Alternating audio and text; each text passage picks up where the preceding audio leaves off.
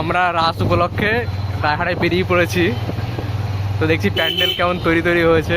এখনও সব প্যান্ডেল পুরোপুরি তৈরি হয়নি, কিন্তু এখানে অলরেডি মেলার মতো হয়ে গেছে, চারিদিকে দোকানপাট বসেছে।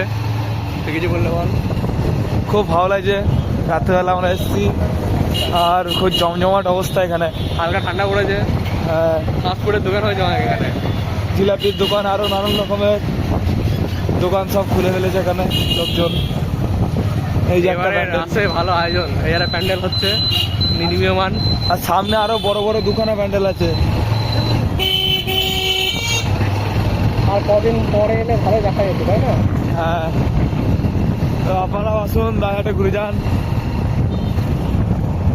যারা দায়হাট থেকে দেখছেন তারা একবার কমেন্ট করে জানাবেন যে কোথায় কোথায় ভালো মণ্ডপ হয়, তাহলে আমরা সময় পেলে দায়হাটের রাস ঘুরে যাব। আর আপনাদেরও দেখাবো কিরকম লাগে। আমাদের অগ্রদীপ পেজ ফলো করে দেবেন তাহলে।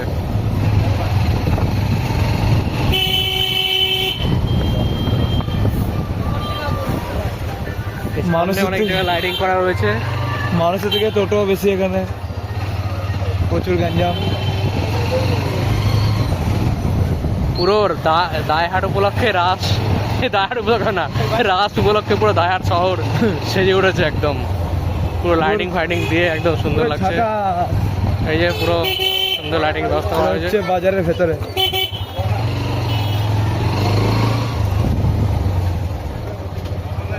আমরা আছি দায়হাট বাজারের ভিতরে।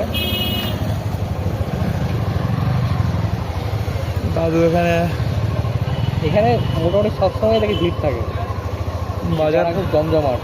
বাজার না, বাজার সবসময় ভিড়ই থাকে। দাদু এখানে মডিফাই গাড়ি নিয়ে চলে এসছে। সামনে দেখুন কত সুন্দর লাইটিং, পুরো সুন্দর লাইটিং করেছে, দারুণ দারুণ লাগছে। দেখুন গাইস, দেখুন কিরকম লাগছে। দারুণ লাগে দারুণ। আর বাঁ দিকে হচ্ছে আমাদের প্যান্ডেল। এই তো সুন্দর প্যান্ডেল। ও দেখুন,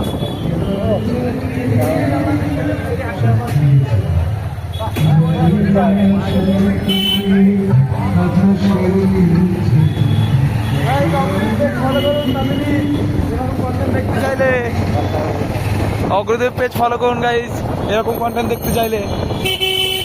এরকম শুধু অগ্রদীপ পেজে ছাড়া কোথাও পাবেন না। আর দেখা হয়ে যাচ্ছে, চলে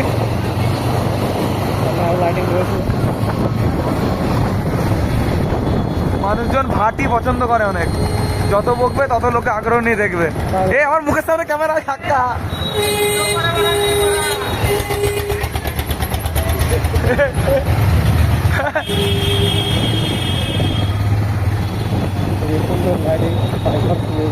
অন্ধকার ভিডিওটা একটা জিনিস বলবো, সেটা বলে ভিডিও